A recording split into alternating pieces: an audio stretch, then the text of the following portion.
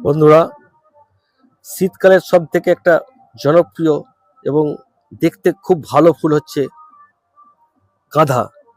Inca গাঁদা প্রচুর পরিমাণে হয় এবং সাইজ খুব বড় বড় হয়।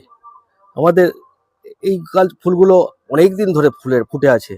এখন প্রথমকারের ফুলগুলো কিছু কিছু এবার শুকিয়ে যাচ্ছে। আমাদের এই সময়কার কি করণীয়, কি করতে হবে? যে ফুলগুলো অলরেডি ফুটে নষ্ট হয়ে গেছে সেইগুলোকে আমাদেরকে গাছ থেকে ডিসবার্ডিং করে দিতে হবে। এই এই ফুলগুলোকে কেটে ফেলে দিলে তবেই আমাদের অন্য ফুলগুলো আরো সতেজ থাকবে। আমরা এই ফুলগুলো যেগুলো শুকিয়ে গেছে এগুলোকে আমরা গাছে মোটেই রাখবো না, এগুলোকে আমরা কেটে ফেলে দেব। আর তারপর কি করব, গাছের গোড়াগুলোকে পরিষ্কার করে রাখবো। যেগুলো মাটিগুলো একদম বসে গেছে সেগুলোকে একটু দাওয়ালি দিয়ে খুশে দেব। আর ঠিক স্বাভাবিক কায়দায় জলটাকে দিয়ে যাব, যেন জলটা খুব বেশিও না হয়, আবার যেন শুকিয়ে না যায়। একদম খটখটে শুকিয়ে গেলে ফুলগুলো শুকিয়ে যাবে।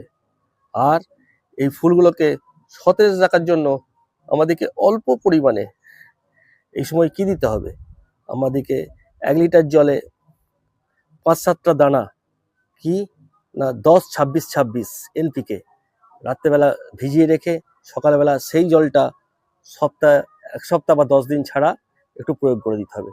তাহলেই দেখবেন আবার যে সমস্ত কুঁড়িগুলো ফুটে বড় হয়ে আসছে সেইগুলো আবার বড় বড় ফুল হয়ে প্রস্ফুটিত হবে এবং আমাদেরকে শোভা দেবে।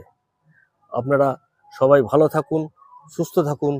আর আমার চ্যানেল দ্য গার্ডেনিং ব্লুপ্রিন্টকে সাবস্ক্রাইব করে এবং ফলো করে আমার সঙ্গে থাকুন। ধন্যবাদ।